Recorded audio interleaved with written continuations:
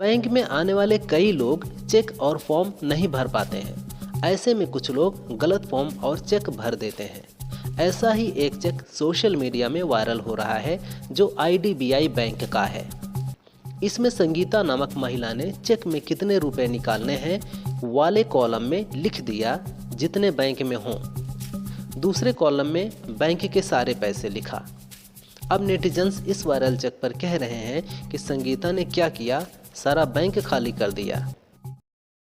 सपा सांसद राम गोपाल यादव ने कहा कि 1954 में जब भगदड़ मची थी तो जवाहरलाल नेहरू ने सदन में पहले ही दिन कहा था कि 400 लोग मारे गए हैं और 2000 लोग घायल हैं। इसके बाद सरकार ने VIP एंट्री बंद कर दी, लेकिन हमारे CM योगी जी वहां रोज रहते हैं। यह PM को सोचना है कि उन्हें जाना चाहिए या नहीं। अगर जाते हैं तो उन्हें उन लोगों से भी मिलना चाहिए जिनके लोग खो गए हैं और जो उन्हें खोज रहे हैं। सिंगर सोनू निगम ने फेसबुक और इंस्टाग्राम अकाउंट पर उनके फेक X अकाउंट की पोस्ट शेयर की है।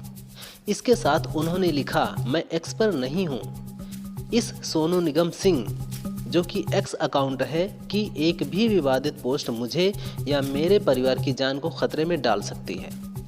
प्रेस, प्रशासन, सरकार और कानून इस बारे में जानते हैं और सब चुप हैं। कुछ होने का इंतजार कर रहे हैं, फिर संवेदना व्यक्त करेंगे। अमेरिकी राष्ट्रपति डोनाल्ड ट्रंप ने विदेशों की फंडिंग रोक दी है। इस बीच उन्होंने यूक्रेन को भी मदद देने के लिए एक शर्त रख दी है। ट्रंप ने कहा, हमने किसी भी अन्य देश की तुलना में यूक्रेन को कहीं ज्यादा सैन्य और आर्थिक मदद की है। हम यूक्रेन के साथ एक ऐसा समझौता करना चाहते हैं जिसके तहत हम उन्हें जो कुछ भी दे रहे हैं उसके बदले में वे हमें अपने यहाँ मिलने वाले दुर्लभ खनिज तत्व दें। मुख्यमंत्री योगी आदित्यनाथ के साथ प्रयागराज महाकुंभ के संगम में भूटान नरेश जिग्मे खेसर नामग्याल वांगचुक ने अमृत स्नान किया। स्नान के बाद उन्होंने मंत्रोच्चार के साथ मां गंगा की पूजा अर्चना की। इसके बाद उन्होंने अक्षयवट का दर्शन पूजन किया। अक्षयवट के दर्शन के बाद भूटान नरेश ने संगम तट पर स्थित बड़े हनुमान मंदिर में पूजा की। CM योगी ने भूटान नरेश के साथ पूजा पाठ की तस्वीरें X पर शेयर की हैं। लोकसभा में राहुल गांधी और अखिलेश यादव के महाकुंभ संबंधी सवालों पर CM योगी ने कहा, शरारती तत्व महाकुंभ के बारे में झूठ फैला रहे हैं। महाकुंभ के खिलाफ पहले दिन से साजिश रची जा रही है। इनका षड्यंत्र कामयाब नहीं होगा।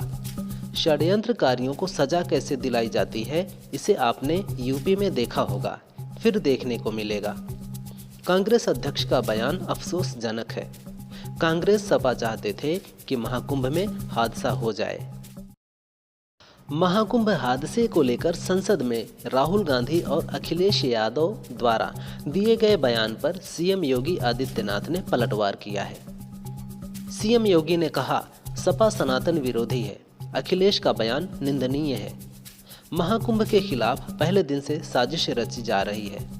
सनातन विरोधी सपा कांग्रेस दोनों दल चाहते थे कि हादसा हो जाए।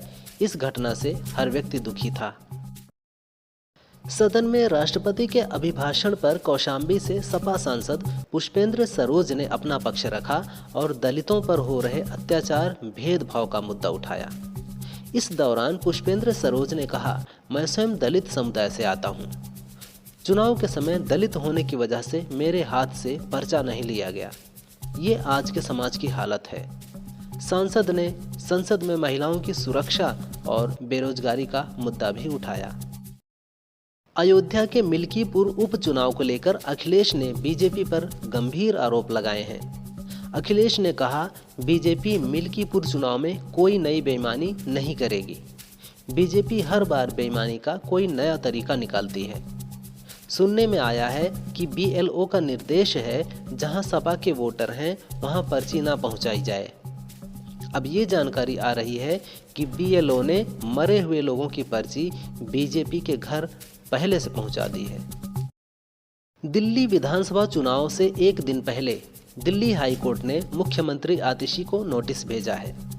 दिल्ली CM आतिशी के खिलाफ मानहानि मामले को रद्द करने के मामले में यह नोटिस जारी हुआ है। बीजेपी नेता प्रवीण शंकर कपूर ने यह मानहानि मामला इस दावे को लेकर दायर किया था कि आप नेताओं से बीजेपी ने करोड़ों रुपए की नकदी के बदले में उनसे जुड़ने के लिए संपर्क किया था।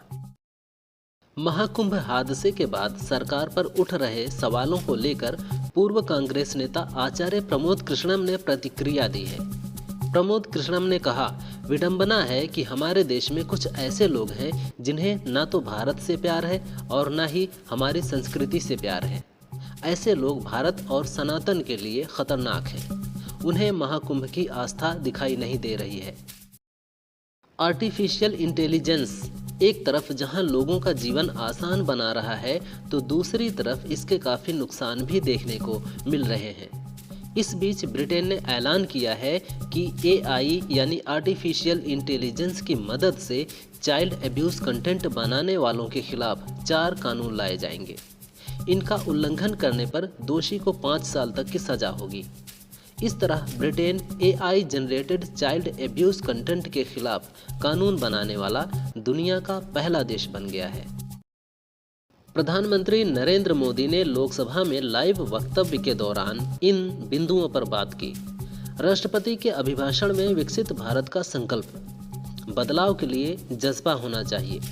21वीं सदी का 25% हिस्सा बीत चुका है।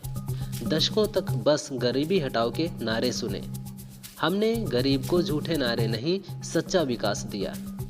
मिडिल क्लास के सपने ऐसे नहीं समझे जाते। अब तक गरीबों को 4 करोड़ घर मिले हैं। जिसने उस जिंदगी को जिया है उसे पता है पक्की छत मिलने का मतलब क्या होता है। महाकुंभ में 30 लोगों की मौत की घटना पर बीजेपी सांसद हेमा मालिनी ने अनोखा बयान दिया है। हेमा मालिनी ने कहा, महाकुंभ में भगदड़ कोई बड़ी घटना नहीं थी, इसे बढ़ा चढ़ाकर पेश किया जा रहा है। इस धार्मिक आयोजन को अच्छी तरह से प्रबंधित किया गया है। हम कुंभ गए थे, हमने बढ़िया स्नान किया। बता दें कि अखिलेश ने संसद में महाकुंभ हादसे का मुद्दा उठाया है। उन्होंने सरकार पर मौत का आंकड़ा छिपाने का आरोप लगाया है। प्रधानमंत्री नरेंद्र मोदी ने लोकसभा में कहा, जो गरीबों की झोपड़ी में फोटो सेशन कराते हैं उन्हें सदन में गरीबों की बात बोरिंग ही लगेगी। 10 साल में 25 करोड़ भारतीय गरीबी से बाहर आए। एक प्रधानमंत्री को मिस्टर क्लीन कहलाने की आदत थी। उन्होंने कहा, केंद्र से 1 रुपया जारी होता था तो 15 पैसा पहुंचता था। उस समय पंचायत से संसद तक एक ही पार्टी का राज था। गजब की हाथ की सफाई थी। सब समझ सकते हैं पैसा कहां पहुंचता था। नरेंद्र मोदी ने लोकसभा में कहा, 10 करोड़ ऐसे लोग थे जो ना जन्मे ना अवतरित हुए। उनके खाते में सरकारी योजनाओं का पैसा जाता था। 10 करोड़ फर्जी लोगों के नाम काटे गए। फर्जी लोगों के नाम हटने से 3 लाख करोड़ की बचत हुई। सीधे DBT से लोगों को पैसा मिला। स्वच्छता अभियान का मजाक उड़ाया गया। स्वच्छता अभियान से कबाड़ बेचकर 2300 करोड़ रुपए मिले। प्रधानमंत्री मोदी ने लोकसभा में राष्ट्रपति के अभिभाषण पर धन्यवाद प्रस्ताव पर हुई चर्चा के जवाब में बिना नाम लिए राहुल गांधी और अरविंद केजरीवाल पर हमला बोला। प्रधानमंत्री मोदी ने कहा, कुछ नेताओं का फोकस घरों में जकूजी और शावर पर है, हमारा फोकस हर घर जल पर है। नरेंद्र मोदी ने लोकसभा में कहा, पहले घोटाले अखबारों की हेडलाइन होती थी। हमने आलीशान भवन बनाने के लिए पैसे नहीं लगाए। घोटाला मुक्त होने से लाखों करोड़ रुपए बचे। जनता के पैसे से शीश महल नहीं बनवाया। अब लाखों करोड़ रुपए जनता के खाते में जाते हैं। पाई पाई बचाने का हमारा प्रयास हो। योजना ऐसी हो जिससे जनता को फायदा मिले। जब से जनौषधि केंद्र खोले जिसमें 80% डिस्काउंट होता है। जिन परिवारों ने यहाँ दवा ली उनका 30,000 करोड़ बचा। लोकसभा में पीएम मोदी ने कहा, हम 2025 में हैं। एक प्रकार से 21वीं सदी का 25% हिस्सा बीत चुका है। 20वीं सदी में आज़ादी के बाद और 21वीं सदी के प्रथम 25 सालों में क्या हुआ, ये तो आने वाला समय ही तय करेगा। लेकिन अगर हम राष्ट्रपति जी के संबोधन का बारीकी से अध्ययन करें तो साफ नजर आता है कि उन्होंने देश के सामने आने वाले 25 सालों और विकसित भारत के लिए लोगों में विश्वास पैदा करने की बात कही है। प्रधानमंत्री नरेंद्र मोदी ने लोकसभा में कहा, इथेनॉल ब्लेंडिंग से 1 लाख करोड़ किसान के हाथ में गए। इंफ्रास्ट्रक्चर का बजट 1,80,000 करोड़ था, आज 11 लाख करोड़ है। रोड, हाईवे, रेलवे, ग्राम सड़क सभी के लिए विकास की मजबूत नींव रखी। आयुष्मान भारत योजना से अब तक जिन्होंने बेनिफिट लिया उनका 1,20,000 करोड़ रुपया बचा है। यूनिसेफ का अनुमान है जिसके घर में शौचालय बना उस परिवार को 70,000 की बचत हुई है।